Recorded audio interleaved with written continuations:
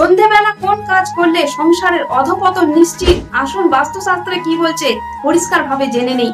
মাথায় রাখবেন, আমরা নিজের দোষে নিজের সংসারে অধপতন ঘটাই, নিজের দোষে নিজের সংসারের বিনাশ ডেকে আনি। কারণ বাস্তুশাস্ত্রে পরিষ্কার ভাবে আলোচনা করা আছে সন্ধেবেলা কোন কোন কাজ করা উচিত না।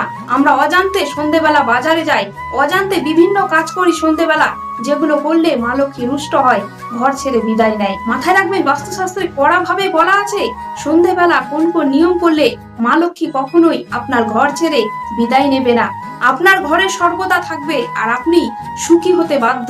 আপনার পিছনে যতই শত্রু থাকুক, শত্রুকে পরাস্ত করে আপনি সারাটা জীবন সুখে কাটাতে পারবেন। এমনকি আপনার সন্তানরা উচ্চ শিক্ষায় শিক্ষিত হবে, আপনার সন্তানরা অবশ্যই একদিন সফলতা লাভ করবে, এমনকি আপনাদের জীবন সারাটা জীবন সুখে কাটবে।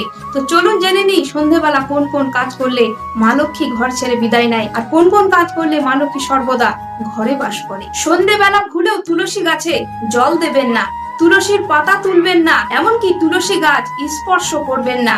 সন্ধেবেলা তুলসী গাছকে স্পর্শ করতে নেই, তুলসী গাছে জল দিতে নেই। মাথায় রাখবেন, সন্ধেবেলা তুলসী গাছে ভগবান বিষ্ণু বসবাস করে, আর আপনি যদি ওই সময় তুলসী গাছকে স্পর্শ করেন তাহলে ভগবান বিষ্ণু কখনোই আপনার গৃহে থাকবে না। আর যেখানে ভগবান বিষ্ণু থাকবে না সেখানে মা লক্ষ্মীও থাকবে না। তাই আপনাদের সংসারে তখন অধপতন ঘটবে, এমনকি অলক্ষ্মী প্রবেশ করবে। সন্ধেবেলা অর্থাৎ সূর্য অস্ত যাওয়ার পর ভুলেও ঘর বাড়ি ঝাড় দেবেন না, তাহলে ঝাড় দেওয়ার সাথে সাথে আপনাদের বাড়ির সুখ শান্তি সমস্ত কিছু দূর হয়ে যাবে। এমনকি শাস্ত্র মতে লেখা আছে যে সন্ধেবেলা মা লক্ষ্মী গৃহের মধ্যে প্রবেশ করে, আর ওই সময় যদি আপনি বাড়িতে ঝাড়ু দেন তাহলে মা লক্ষ্মী রুষ্ট হয়ে আপনার ঘর ছেড়ে বিদায় নেবে, আর তখন আপনার গৃহে অশান্তি, রোগ ব্যাধি, দুঃখ কষ্ট কখনোই দূরে যাবে না। সন্ধেবেলা ভুলেও ঘুমোবেন না, সন্ধেবেলা ঘুমোলে রোগ ব্যাধি আপনার পিছু ছাড়বে না, নাকারাত্মা প্রবেশ করবে আপনার শরীরে, আর তখন আপনার শরীরে বিভিন্ন রোগ একের পর এক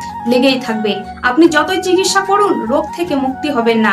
তাই মাথায় রাখবেন, সূর্য অস্তের পর ভুলেও ঘুমোবেন না, কিংবা সূর্য অস্ত যাওয়ার সময় ভুলেও ঘুমাবেন না। এতে করে আপনার আয়ু কমবে, এমনকি আপনি বড়সড় রোগের শিকার হবেন। দিনে দিন আপনার মানসিক অবস্থাও খারাপ হতে থাকবে। সন্ধেবেলা সূর্য অস্ত যাওয়ার সময় কিংবা সূর্য অস্ত যাওয়ার পর দুয়ারের চকাটে ভুলেও বসবেন না। সন্ধেবেলা নখ কাটবেন না, সন্ধেবেলা নখ কাটলে অশুভ শক্তি ঘরের মধ্যে প্রবেশ করে, আর তখন আপনাদের গৃহে যত রকম অশান্তি, ঝগড়া ঝাঁটি, রোগ ব্যাধি সবসময় লেগে থাকবে। এমন তেমন বিবাহিত স্ত্রীরা যদি সন্ধেবেলা নখ কাটে সূর্য অস্ত যাওয়ার পর, তাহলে তাদের স্বামীর আয়ু কমতে থাকে, এমনকি যে কোনো সময় বিপদ ঘটার সম্ভাবনা থাকে।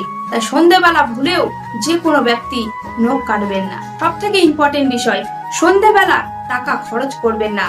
বাস্তুশাস্ত্র মতে পরিষ্কার ভাবে আলোচনা করা আছে যে সন্ধেবেলা যদি টাকা খরচ করেন সেই টাকা কখনোই ঘুরে আসবে না, আপনার খরচ হতেই থাকবে, আপনার গৃহে মা লক্ষ্মী থাকবে না। কারণ এতে করে মা লক্ষ্মীকে অপমান করা হয়।